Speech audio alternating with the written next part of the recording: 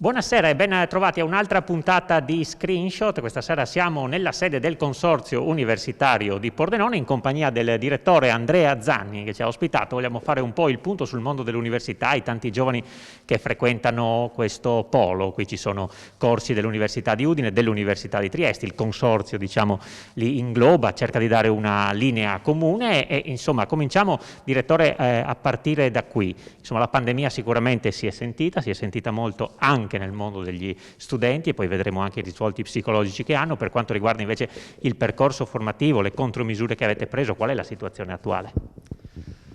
Allora, devo dire la situazione attuale dopo 2 anni ormai di pandemia si è stabilizzata.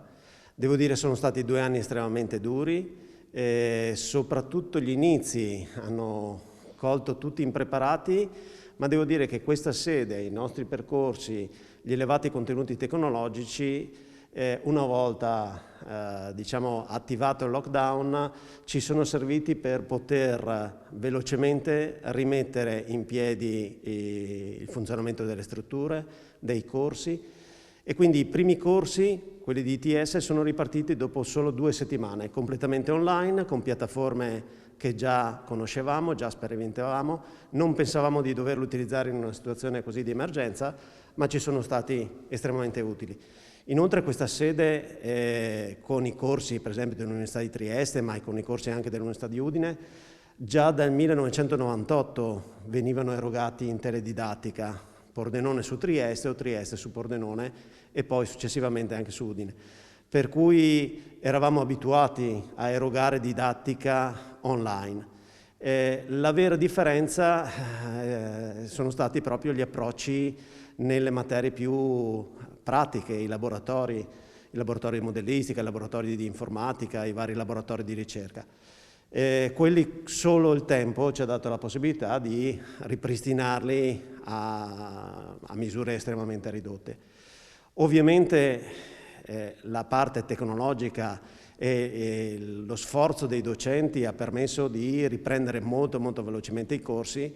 Resta il fatto che gli studenti dopo 2 anni sono veramente stanchi, stremati da un'attività che, se fatta in presenza, comporta uno sforzo sicuramente minore di quello che viene richiesto online, con certo strumentazioni molto evolute, però pur sempre la mancanza del calore del rapporto umano ormai si sente.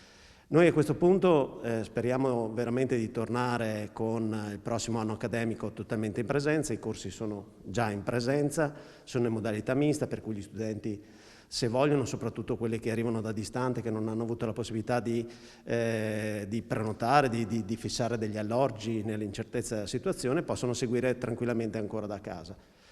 L'altro aspetto ovviamente è economico.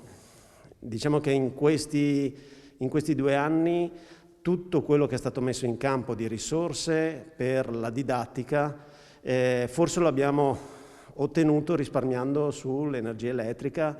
Per tantissimi mesi abbiamo avuto i locali praticamente vuoti, siamo riusciti a ottimizzare dei costi dell'energia e con l'avanzo di questi costi, scusate, siamo riusciti innanzitutto ad attrezzare tutte le aule per la teledidattica e quindi abbiamo reinvestito completamente quello che abbiamo risparmiato. E poi abbiamo approfittato dell'assenza degli studenti per dar via a tutta una serie di lavori di ristrutturazione che in assenza di studenti, in assenza di presenza, sono stati lavori sicuramente più sicuri e più veloci. E quindi nella, diciamo, difficoltà di questi 2 anni abbiamo cercato di ottimizzare tutto quello che potevamo fare e reinvestire tutte le risorse che avevamo a disposizione. Ecco, poi parliamo anche di studenti e di numeri, ma visto che l'ha citato, i costi energetici, per un periodo insomma i locali sono stati semi vuoti e quindi avete risparmiato. Adesso però in questi giorni ci si trova a fare i conti con bollette energetiche che sono schizzate alle stelle sia per la luce sia per il gas. Che ritorno avete avuto su questo? Cioè concretamente quanto pesano adesso queste bollette? Purtroppo quella è stata l'ulteriore sorpresa di questi ultimi mesi. Già a partire da ottobre abbiamo rilevato un aumento dei costi dell'energia non prevedibili. Se il trend dovesse continuare con questi numeri, noi prevediamo per il 2022 un aumento di costi pari a circa 100.000 euro. tra energia elettrica e gas, che ovviamente in una struttura così grande sono più di 12.000 metri quadri, i consumi energetici sia d'estate, i consumi di riscaldamento d'inverno sono importanti. In questo periodo, con la ripresa dei corsi, come abbiamo detto quasi tutti in presenza, buona parte in presenza, i costi sono ritornati a quelli standard. In questo caso stiamo cercando di compensare come siamo ormai abituati a fare. Purtroppo sul consumo energetico, nonostante il progetto di potenziare, di rinnovare completamente il nostro parco fotovoltaico, abbiamo approfittato di fare dei lavori di riqualificazione energetica, per cui tutte le illuminazioni ormai stanno passando a LED. Abbiamo un sistema domotico intelligente, sfruttiamo anche i laboratori di ricerca che abbiamo, stiamo domotizzando completamente la sede in modo da ottimizzare quello che è l'accensione e lo spegnimento degli impianti. Abbiamo riscritto completamente i software che gestiscono gli impianti termici. E questi potevano essere dei buoni risparmi che potevamo giocarci nel 2022. Purtroppo adesso, con questo aumento, tutte queste azioni di risparmio che potevano generarci un piccolo tesoretto, purtroppo non basteranno a far fronte agli aumenti del caro energia. Facciamo un piccolo quadro anche di quella che è l'offerta formativa, di quelli che sono i numeri oggi del Consorzio Universitario di Pordenone. Innanzitutto il primo numero che ci conforta molto è quello degli studenti iscritti. L'anno scorso eravamo a 1.591 iscritti in questa sede, quest'anno siamo a 1.491. Tutte le università hanno registrato un calo drammatico di iscritti. Questo probabilmente alcune analisi la potrebbero giustificare con probabilmente l'aumento delle iscrizioni all'università online. Dopo 2 anni gli studenti si sono abituati a utilizzare le modalità online e per cui potrebbero essere attratti dalla possibilità di fare l'università comodamente dal divano di casa, ma ovviamente perdendosi tutta quella che è l'esperienza dell'università, diciamo in presenza, del rapporto umano con docenti e compagni.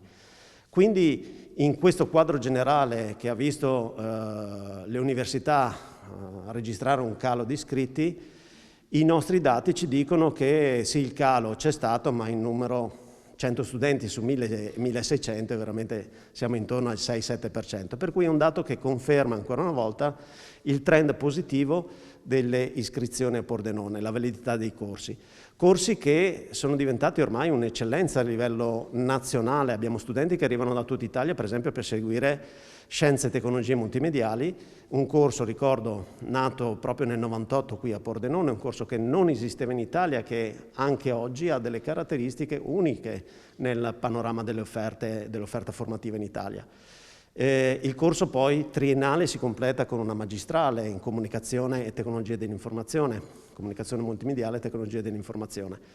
Ha vari curriculum, è un corso di laurea per alcuni curriculum in double degree, gli studenti possono frequentare, anzi frequentano un corso parte in Italia, parte in Austria, ci sono collaborazioni anche con altre università straniere e quindi gli studenti con completato il ciclo di 2 anni hanno un doppio titolo di studio, italiano e in questo caso austriaco. Si è completato tutto il panorama dell'offerta di banca e finanza, che ricordiamo 4 anni fa era partito con il corso triennale, si è completato con lo spostamento anche dalla magistrale, per cui quello è un altro corso, triennale più magistrale, che è arrivato a pieno regime.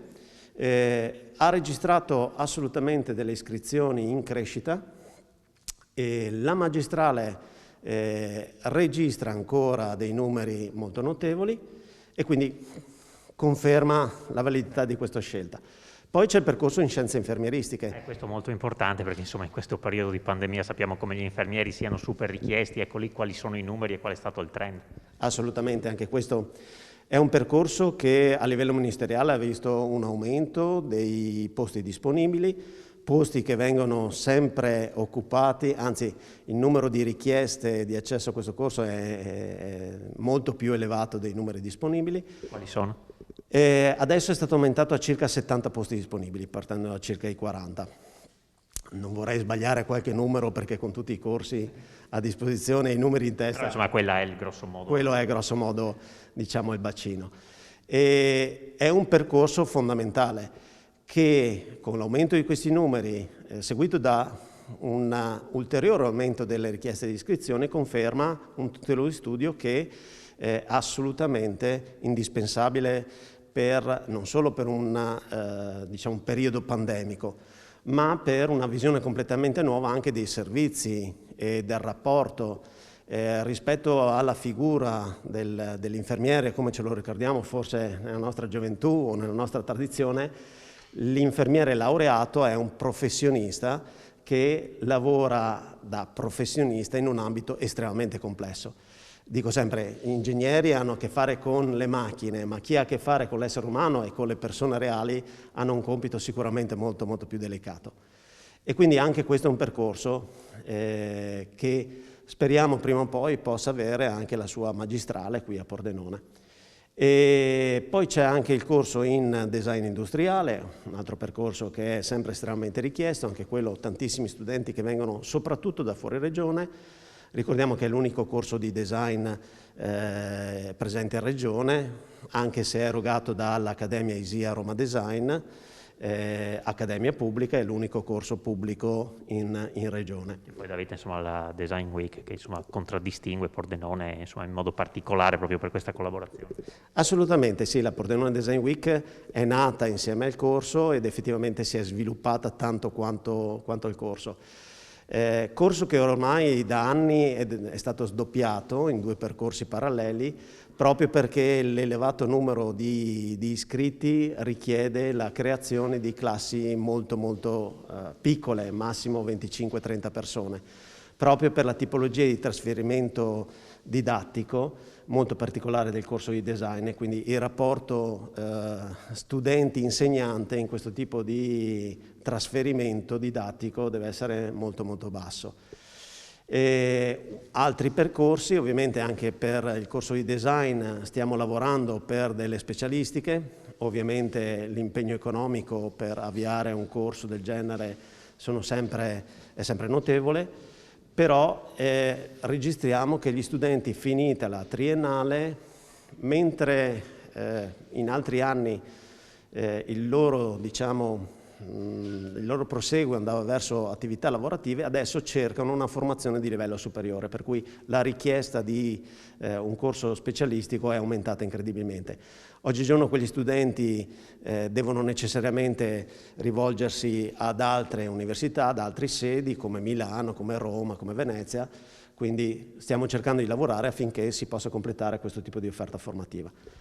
Bene, allora ci fermiamo intanto per una pausa pubblicitaria, poi col direttore Zanni ritorniamo a parlare, perché abbiamo parlato di quello che è un po' il software, parleremo poi anche di quello che è l'hardware del consorzio universitario. Restate con noi, a tra poco.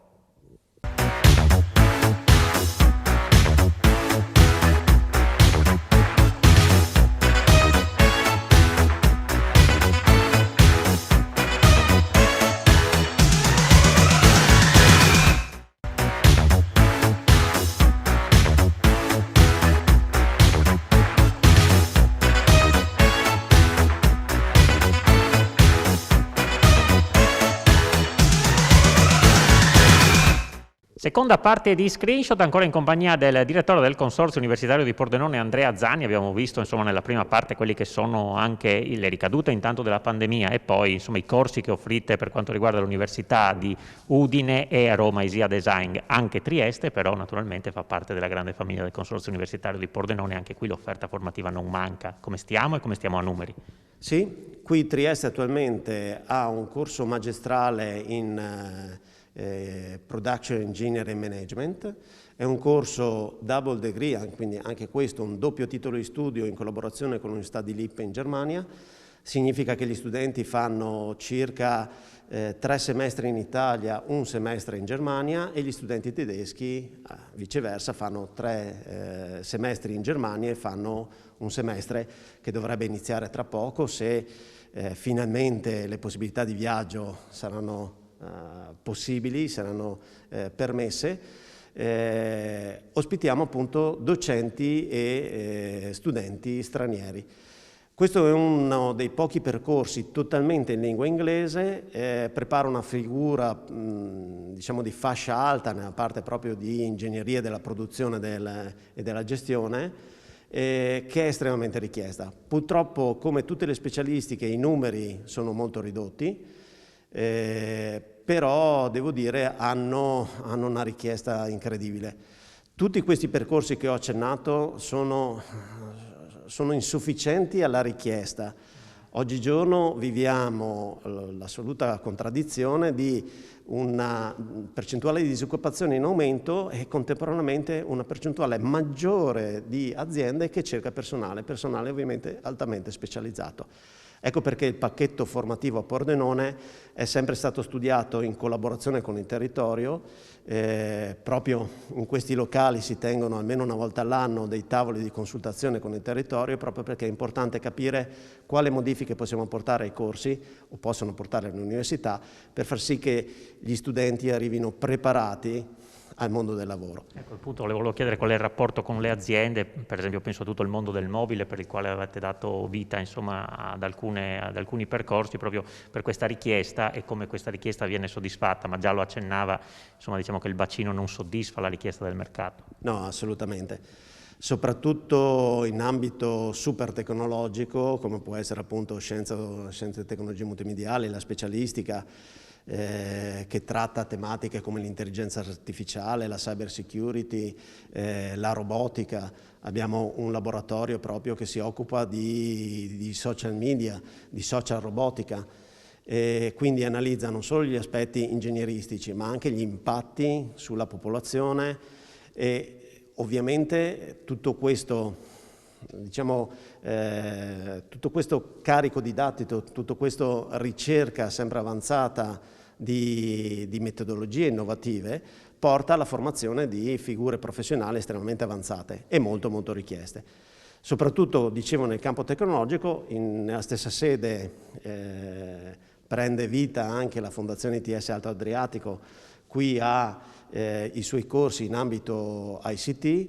Sono figure prettamente altamente professionalizzanti, dei percorsi altamente professionalizzanti in ambito informatico, anche se appunto proprio quest'anno sono partiti dei corsi di specialista nella digitalizzazione delle aziende, proprio in collaborazione anche con tutto il bacino dell'industria del mobile, proprio perché l'apporto di nuove tecnologie, l'apporto di tecnologie che veramente io da informatico posso dire 10-15 anni fa le potevamo ritenere pura fantascienza. Oggigiorno parlare con un computer, avere un robot che esegue in autonomia dei movimenti o avere un sistema di intelligenza artificiale che analizza dei flussi o delle problematiche e può prendere delle decisioni, diciamo sta cominciando a diventare realtà. Portare queste tecnologie nelle aziende è estremamente difficile, è un compito che i nostri studenti però hanno. Ecco perché a partire dai corsi in ambito ICT, che proprio preparano degli tecnici pronti a portare queste tecnologie in azienda, fino ai corsi universitari dove la figura professionale cresce, sono figure manageriali che devono comunque progettare, gestire ambienti di lavoro che sono completamente diversi a quelle che potevano essere 20 anni fa. Sì, e qui tocchiamo anche un altro tema che è il rapporto scuola-lavoro. Se ne parla molto, naturalmente ci sono state delle tragedie qui in Friuli da Lorenzo Parelli, ma purtroppo anche in settimana un altro caso nelle Marche. Come si concilia, quali sono i protocolli, come funziona anche il rapporto quando uno studente universitario va a fare un tirocinio in un'azienda? Il momento dello stage, che ovviamente rappresenta nel percorso didattico dello studente un momento estremamente importante perché può mettere in pratica quello che ha imparato a livello didattico, a livello laboratoriale, lo può applicare direttamente in azienda. È un momento estremamente delicato perché per quanto siano stati fatti passi a gigante per la sicurezza nell'ambito di lavoro, l'imprevisto rimane sempre in agguato. Lo sforzo che ogni ente, università, fondazione ITS investe nella progettazione degli stage è estremamente ampio e attento, nel senso che oltre ad analizzare il contesto in cui lo studente andrà a operare, quali saranno le capacità e la preparazione dei tutor che accompagnano lo studente durante l'attività di stage. Il progetto più esteso in cui lo studente prenderà parte. Ecco, tutti questi elementi vanno attentamente studiati per far sì che lo studente sia inserito in azienda in modo sicuro. Le richieste degli standard di sicurezza sono elevatissime per le aziende che devono ospitare uno studente. Ancora di più se è minorenne, noi abbiamo solo maggiorenni, però questo non significa minor sicurezza. E unito alla sicurezza fisica deve essere anche garantita la possibilità per lo studente di eseguire uno stage che sia utile per la sua carriera. E quindi da sempre questo momento è estremamente curato e ci sono uffici personali preparati e formati per questo tipo di attività. Voltiamo pagina a livello di strutture, insomma, vi siete ampliati, volevate ampliarvi forse ancora di più, insomma, la pandemia su questo sicuramente è intervenuta, insomma, al momento attuale come siete messi con le strutture? Allora, diciamo che noi cerchiamo sempre di vedere il bicchiere mezzo pieno, per cui proprio nel 2019 cominciavamo a registrare un'emergenza, quella di spazi insufficienti all'enorme crescita di iscritti di questo polo universitario. Ricordo che nel giro di 6 anni siamo passati da 800 iscritti, 900 iscritti a 1500 iscritti, per cui l'incremento negli anni è stato notevole. Questa è una struttura estremamente attrezzata, riconosciuta a livello internazionale perché tutti gli ospiti stranieri che hanno visitato questa struttura l'hanno trovata estremamente funzionale e gradevole. E lo è anche per gli studenti, perché anche dai questionari di gradimento, soprattutto quelli erogati dall'Università di Udine, rileviamo sempre che gli studenti hanno un particolare apprezzamento per questa sede universitaria. Una sede universitaria che deve essere strutturata proprio su misura dello studente, su misura per le attività di ricerca e didattica. Quindi adesso siamo arrivati, come dicevo, questi 2 anni di pandemia ci hanno dato 2 anni di ulteriore respiro, perché anche adesso con la possibilità di erogare le lezioni in presenza e anche in remoto, il numero di studenti frequentanti diciamo in presenza adesso è leggermente calato rispetto a quando eravamo totalmente in presenza e quindi le strutture per il momento reggono.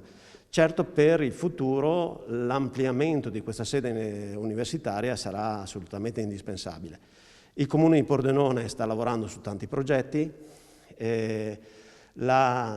fortunatamente diciamo, il nome di questo polo universitario, la bontà dei vari corsi, ricordo solo che molti corsi hanno avuto, come succede per tutti i corsi universitari, hanno subito delle ispezioni dell'ANVUR che hanno superato a pieni voti, per cui non solo riconoscimento degli studenti, lo abbiamo nel numero di iscritti che come dicevamo non è assolutamente calato in proporzione delle altre università, ma anche riconoscimento a livello formale e ufficiale. Significa tutta una serie di certificazioni di qualità. E tutto questo polo universitario così diciamo ben attrezzato e riconosciuto ha bisogno adesso di spazi adeguati. Quindi ci sono vari progetti sicuramente per ampliare. Disponibilità di nuovi spazi potrebbero significare in futuro la possibilità di avviare nuovi percorsi di studio, perché adesso non abbiamo la minima possibilità di ospitare altri percorsi di studio, nonostante le università possano avere qualche idea di portare a Pordenone altri tipi di formazione. Pensava anche a qualcosa di più centrale, magari più all'interno della città, è ancora possibile? Sì, sicuramente questo per quelli che conoscono vedono che il campus qui è sullo stile del campus all'americana, alle nostre spalle c'è il campo da rugby, c'è una residenza universitaria con quasi 200 posti letto, c'è una mensa, ci sono ampi parcheggi, però siamo decentrati rispetto a una città, quella di Pordenone. Sebbene il collegamento con il centro, anche a piedi, non richieda più di 10 minuti, adesso il Comune ha realizzato delle ciclabili, dei pedonabili che collegano molto in sicurezza e molto velocemente il centro. Rimane il fatto che la città di Pordenone forse nota poco un polo così grande ma così decentrato e quindi la presenza di, come era successo all'epoca con Palazzo Badini, la presenza di sedi centrali, anche semplicemente per tutte le attività di lauree, potrebbe permettere a una città di riscoprire una sua eccellenza, quella che è sicuramente questo polo universitario. Se poi vicino al centro riusciremo a portare non solo dei locali di rappresentanza, dei locali dove magari fare le lauree in centro città, ma anche dei locali per la ricerca, per lo studio. Sicuramente la parte di design, la Pordenone Design Week ha portato negli anni anche alla possibilità di creare un centro sul design, un centro internazionale, perché tutti questi percorsi, come abbiamo detto, hanno sempre un'aspirazione internazionale. Ospitiamo molto spesso docenti e ricercatori di altre università. Durante la Design Week abbiamo ospitato anche università straniere. Mi viene in mente l'Università del Giappone, che addirittura sono tornati a trovarci per far vedere la loro pubblicazione in cui Pordenone appariva nel loro tour insieme a Roma, Milano, New York, Londra, Parigi. E quindi leggere poi di seguito questi nomi anche Pordenone, diciamo che portava una certa soddisfazione. E quindi distaccare magari in altre zone alcune attività di questo polo universitario sarebbe sicuramente favorevole, sarebbe sicuramente un arricchimento per questa sede universitaria. E allora, insomma, le premesse ci sono tutte per fare bene, speriamo che anche la pandemia, insomma, prima o poi ci lasci per ritornare, insomma, anche a far sì che le aule del Consorzio Universitario di Pordenone siano frequentate come erano prima, perché abbiamo detto c'è anche importante l'aspetto sociale dei giovani. Grazie molte al direttore Andrea Zanni per essere stato con noi questa sera. Grazie mille a voi e ovviamente vi aspetto tutti al Consorzio Universitario di Pordenone. Grazie, questa puntata di Screenshot termina qui, l'appuntamento è per domani sera. Arrivederci.